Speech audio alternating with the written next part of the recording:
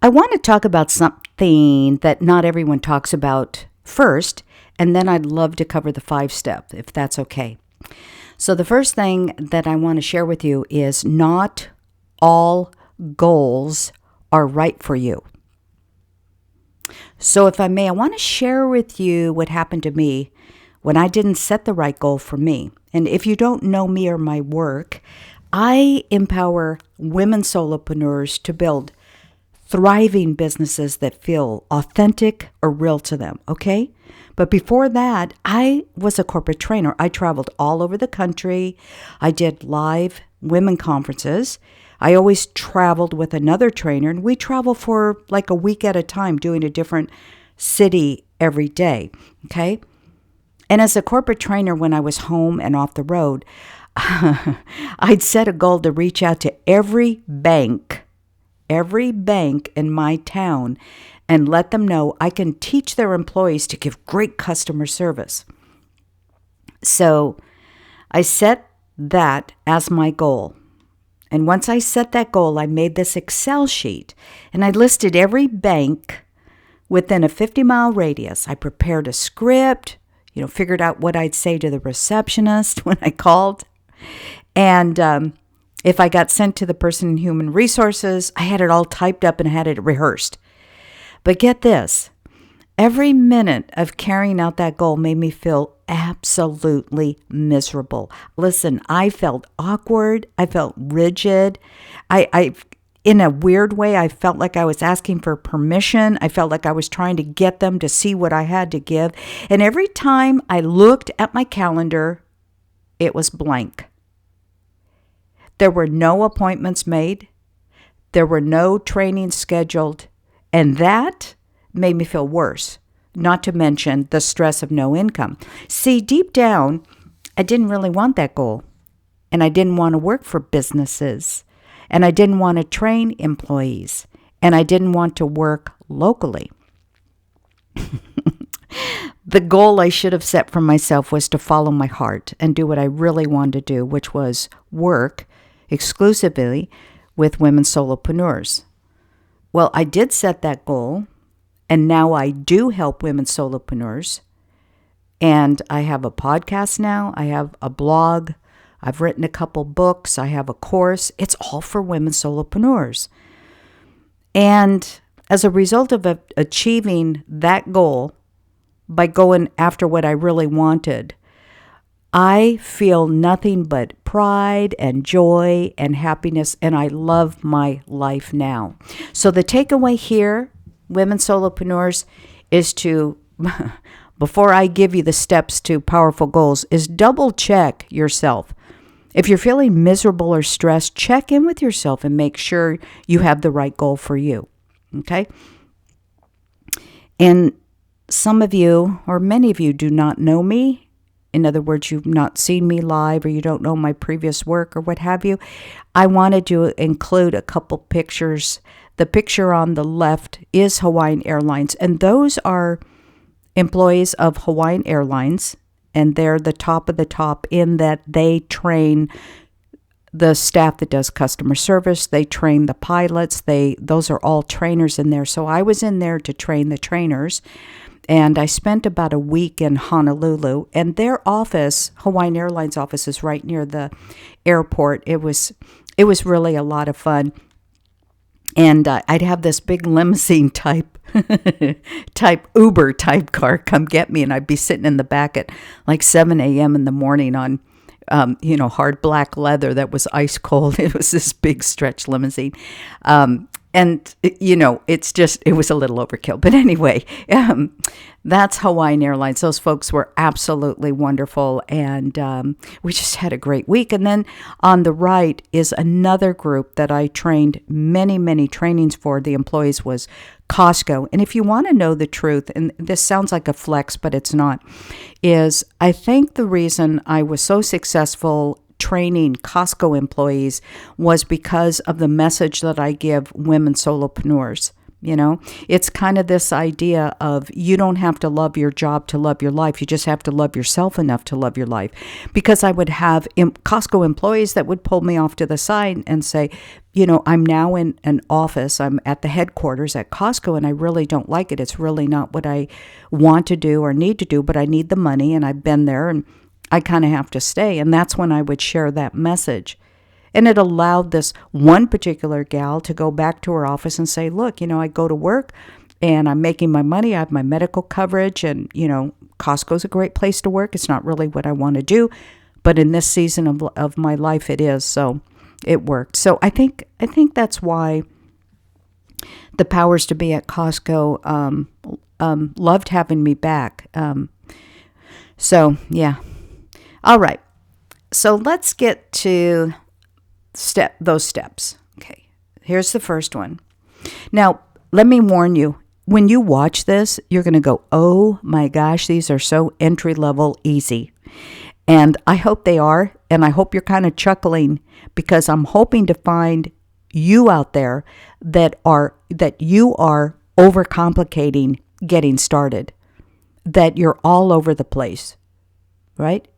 And that nothing feels powerful. Everything just seems to be all mushing together like a big bucket. And so I just want to break this apart. Yes, this is, you know, elementary. It's so easy, but just follow it. Just follow it if you need it. Step 1, write down what you want to do with your solo business. Write it down. And I used an example where I said, I want to go to banks and train their staff about good customer service. No, that's not really what I wanted to do. What I wanted to do was what I'm doing now, is I work exclusively for women solopreneurs, helping them create thriving businesses. And it's really coming from internal strength. So, as a homework assignment, I want you to write down what you want to do with your solo business. Okay? And, you know, if you can do that now briefly, quickly, you can, but please list what it is you want. And if you can't do this tonight, but I think what I'm asking of you is as a solo business, here's some questions. If I were coaching you right now, I would say, do you want to launch a course? Do you want to become a coach? Do you want to write a book? Do you want to increase your marketing for greater revenue? Do you want to hire a virtual assistant? Do you want to work in France for 6 months? What do you want? Make your list. Okay, I'll stop there. And I just want you to understand why I stopped on this point is me in the past, I was, believe it or not, goal adverse. In the past, I would think, why bother? It won't happen anyway. Now, you hear I'm dipping my toes into psychology now. See, why bother? It won't happen anyway. This is very problematic, and this shows up in one of the other steps I have for you. But when you write down what you wanted, or when I wrote down what I wanted, I was flooded with ideas. So I guess what I'm saying here is that you want to make what you want a goal. Now, this may seem, obvious to you, but for some reason it didn't seem obvious to me. And if you remember, I told you my story of trying to get banks to hire me, to help their employees. Well, that is a stunning example of a goal that failed miserably.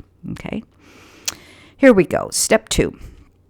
I want you to put your list in order of when you want to get the goal completed. So when I stopped working as a corporate trainer and I started working just with women solopreneurs, I wrote my list of my wants. And remember, all of these wants are my wants. At the time, they weren't goals. And next, and this is really important, I had to really look at my list and I had to kind of configure what I wanted to get done and in what order. So let me give you an example. And throughout these 5, I'll give you examples of me because I really train from, I've been a solopreneur forever, and so I'm training from that point of view. So let me give you an example. Is my list would read things like design a new website, right? That would give resources for women solopreneurs. Another on my list would be create a course. My next one would probably be produce and launch a podcast. And I definitely had a longer list than that, but you get it, right? I just picked 3 of them off of a long list to help me teach you this. It's obvious, right, that I couldn't complete all of the things on my list at the same time, so we have to kind of configure what I need to do when, and second and third and so on. So you have to think strategically. So if you're doing this now, if you came up with 3, you'd want to try to configure those strategically. For some reason, I could not say that word. But what I'm asking you to do is, whether you're doing it now or whether you do it tonight, I'm asking you to put it in the order in which you want to get them completed. And this is going to feel clunky, but if you can, try and put a number next to the item you think you need to do first and second and so on. You can always change it later. And let me remind you that one of the ways you know how to do something is because you've done it 5 or 10 times and figured out what didn't work. All right, we're at 3. Pick item number 1 on that list. So you figured out what you wanted. You've written that down. You've put it in the order that you want it. Step 3, pick the first item on that list. So now that you have your list, you know what you want. You have a numbering system for the order you want. Now it's time to take that first item. And let's talk a minute here about what does and does not constitute a project or an item. So here's what does not constitute a project. Because what we're doing is we're setting goals to get stuff completed, right? Projects. So meetings don't go on there. Updating your operating system doesn't go on there. Going online to look for a new desk. A project is a project because it has a number of steps that you need to take to reach and hit your goals or your outcomes that you want to achieve according to your plan. So it has a beginning, it has a middle, it has an end. And most importantly, there's always a completed by date for each project, always, period, end of sentence, completed by. So if you have tasks that you consider never done, in other words, you do it over and over and over, that's not a project. Those are reoccurring items. And your projects are, again, specific things that you're going to accomplish in a certain amount of time, and they're going to be checked off and they're going to be finished. So if I stay in line in me coaching you, I want to say, if you can, please, you'll take a piece of paper, you'll put that one thing you want to do, the one thing you gave number 1 to, and write the name of that project on the top of your paper. And by the way, everything has a name. You name everything, right? But I like to give my project name something sassy. I think that's funner. Okay. Number 4, write out all the tasks you need to do to complete the project. And this step, of course, is pretty straightforward. For example, I recently had an important project. I was hosting a birthday party. Yes, this was not professional work. This was outside of work.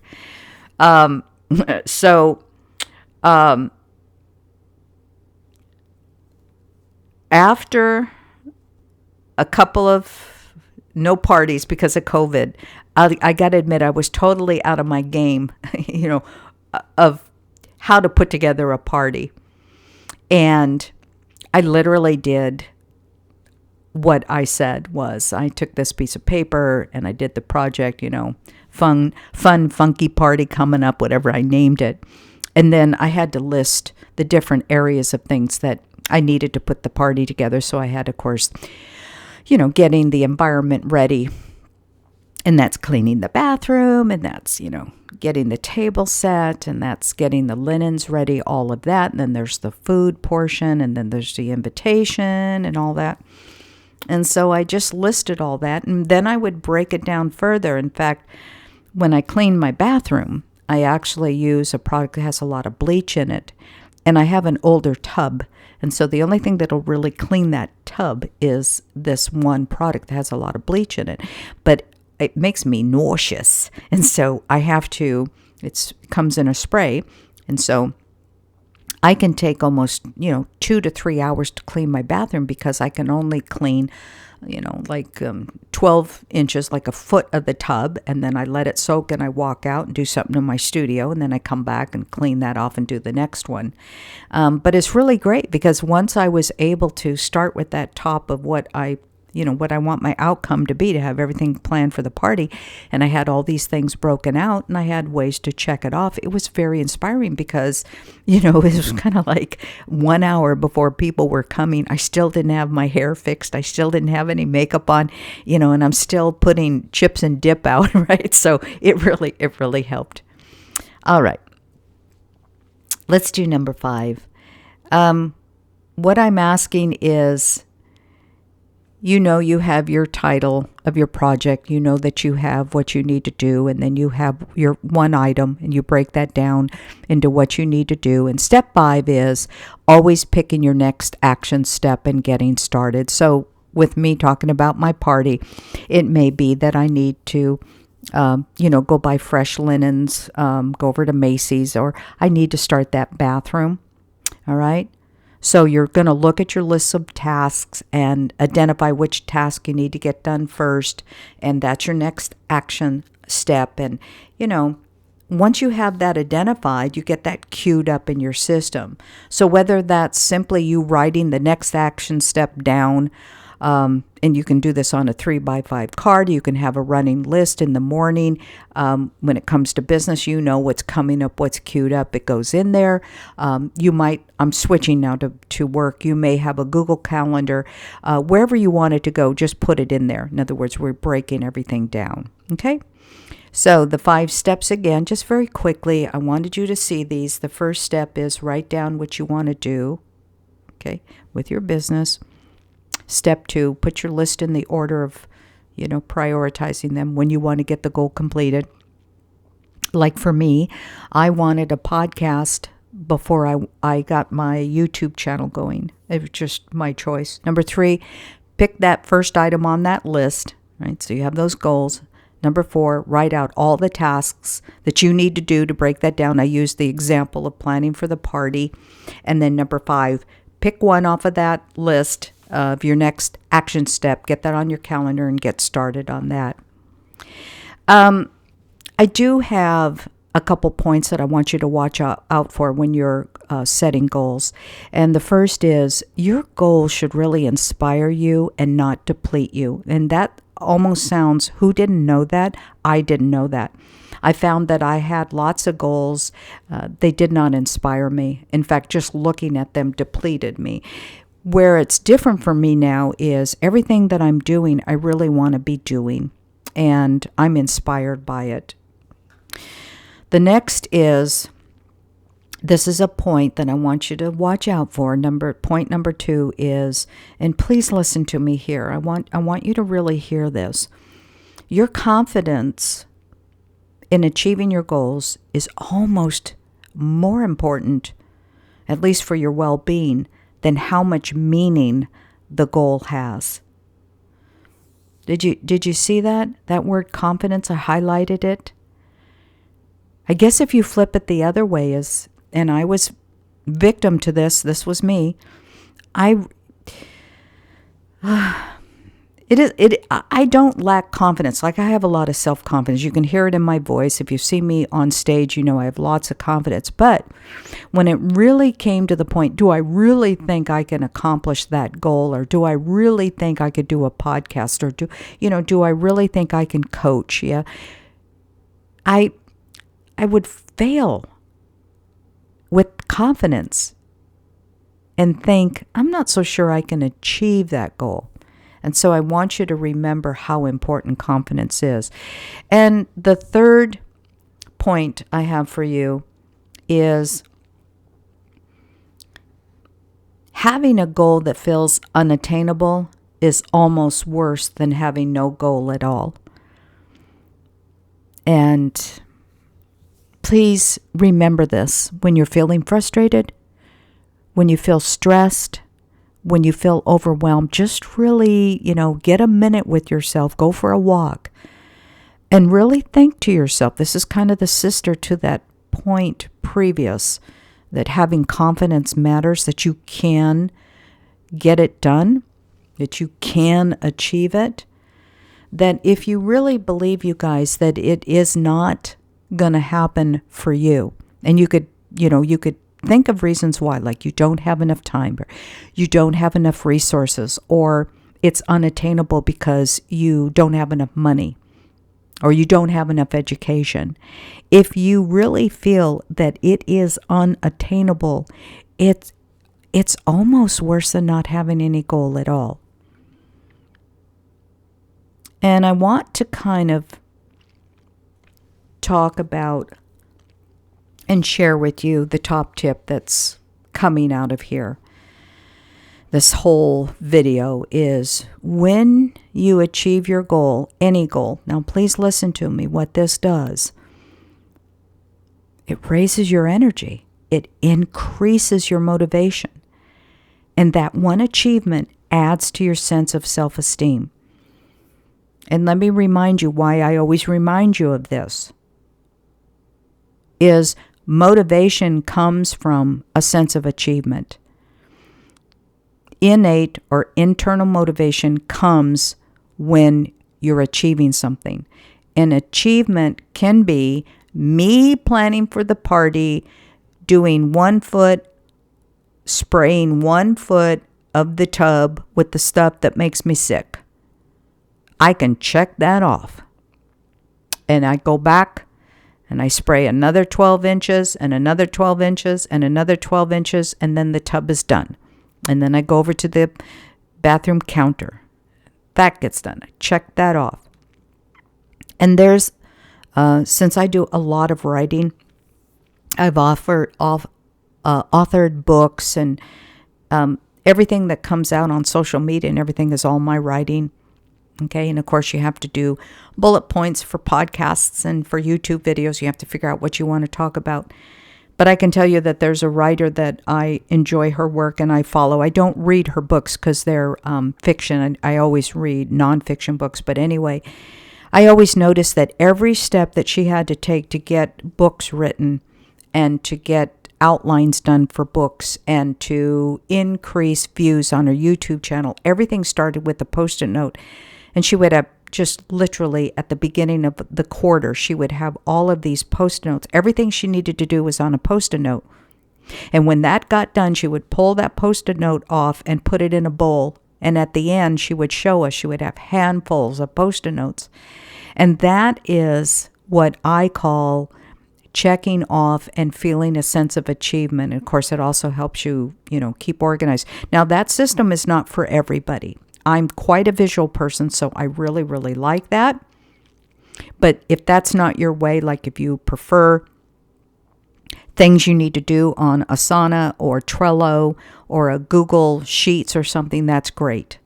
But anyone that watches my videos know that I'm very big about internal strength, internal motivation, the power of achievement.